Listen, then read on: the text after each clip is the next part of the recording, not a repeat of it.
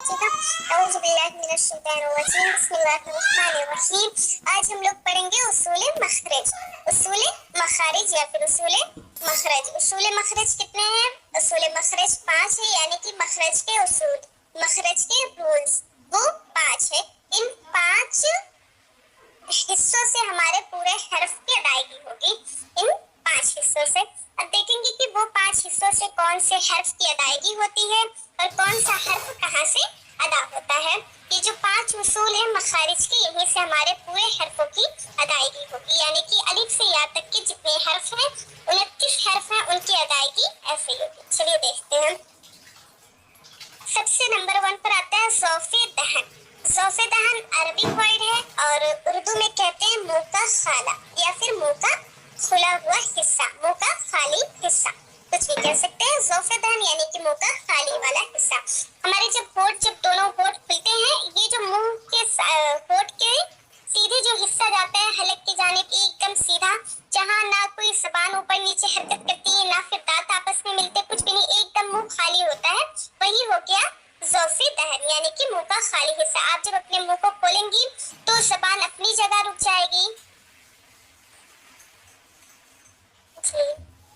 ज़ौफ़े दहन, ज़बान अपनी जगह हो जाएगी और फिर दांत अपनी जगह रहेंगे, वो जरा भी हरकत नहीं करेंगे, वही हो गया ज़ौफ़े दहन यानी कि मुंह का खाली हिस्सा। ये मुंह के खाली हिस्से से 3 हर्फ की अदायगी होगी, हर्फ अलिफ, वाव, या।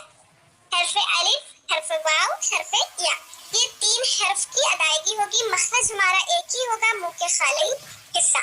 मखरज हमारा एक ही है और वो है मुंह का खाला या फिर मुंह का खाली हिस्सा। और ये जो हर्फ की तादाद है वो है 3। हर्फ की तादाद 3 है, अलिफ, वाव, या। मखरज फकत एक है। दूसरा आता है हलक। दूसरा आता है हलक, ये यानी कि गर्दन वाला हिस्सा, गला वाला हिस्सा। अभी हम लोगों ने कल ही पढ़ा, इसकी तादाद 6 है, जिन्हें हम हुरूफ हलकी के नाम से भी जानते हैं। तादाद 6 है, वो है गैन, हा, गैन, खा, हमजा, हा। तादाद कितनी है? 6 है और मखारिज जो है वो 3 है, यानी कि 3 जगहों से होकर ये 6 हर्फ की अदायगी होगी। वो 6 हर्फ है गैन, खा, गैन, हा, हमजा, हा। गैन, खा, गैन, हा और हमजा, हा। ये 3 मखारिज है और हुरूफ की तादाद 6 है, जिन्हें हम हुरूफ हलकी के भी नाम से जानते हैं। फिर अगला आता है लिसान यानी कि जुबान। जुबान से हम लोगों ने पढ़ा 18 हर्फ की अदायगी होगी। वो 18 हर्फ की अदायगी हमारे जुबान से होगी। ये मखारिज जो है वो 10 है और जुबान हर्फ की तादाद कितनी? 18। मखारिज 10 है, हर्फ की तादाद 18 है।